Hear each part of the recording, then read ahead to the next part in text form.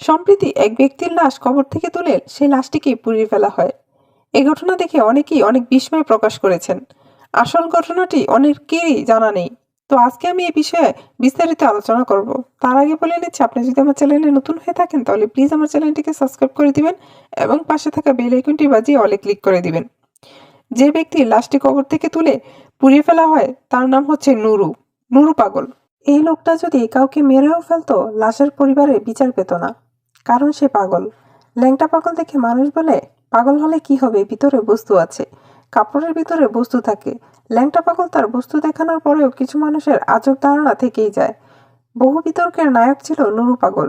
বহু মুসলমানদেরকে শিরকের মতো মারাত্মক গুনাহে লিপ্ত করেছেন সে। বদজিনের সহায়তায় দুর্বল ইমানে থাকা মুসলমানদের কাছে সে কখনো নবী, কখনো ইমাম মাহদী হয়ে ওঠে। রাজবাড়ী জেলার অসংখ্য ধনীঘরের মাতব্বর শ্রেণীর মানুষদেরকে সে বশ করে ফেলে। মুসলিমদের কিছু স্পর্শকাতর বিষয়গুলোর উপর আক্রমণ করে। যেমন মুসলমানদের ঈমান কালিমা তাইবা এর উপরে সে সর্বপ্রথম আক্রমণ করে।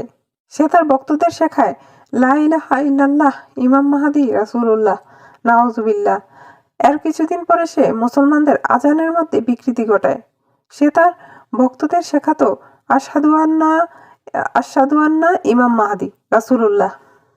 বন্ড নুরুল এসব অপকর্মের সাথে সাথে পবিত্র কুরআনুল কারিমের অপদস্থ করে।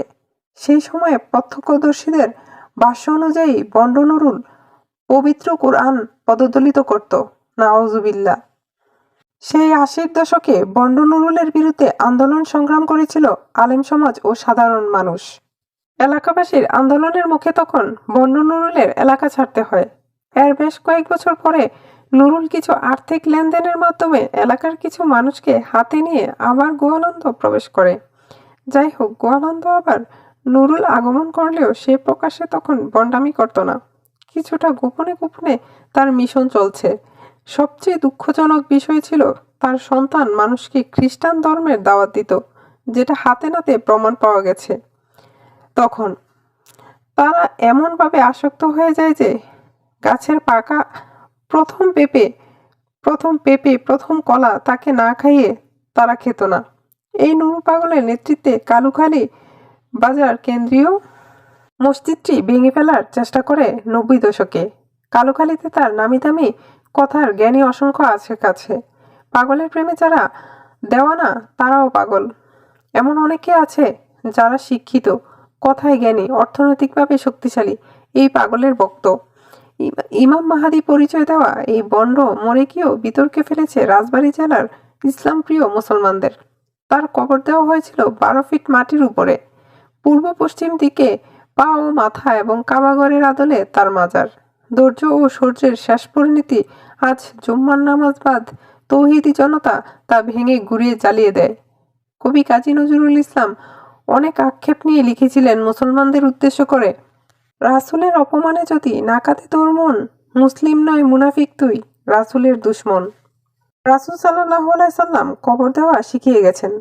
তার কবরের মাধ্যমে রাসূলের অপমান করা হয়েছে। এই অপমানে যাদের মন কাঁদে না তারা নিঃসন্দেহে মুনাফিক।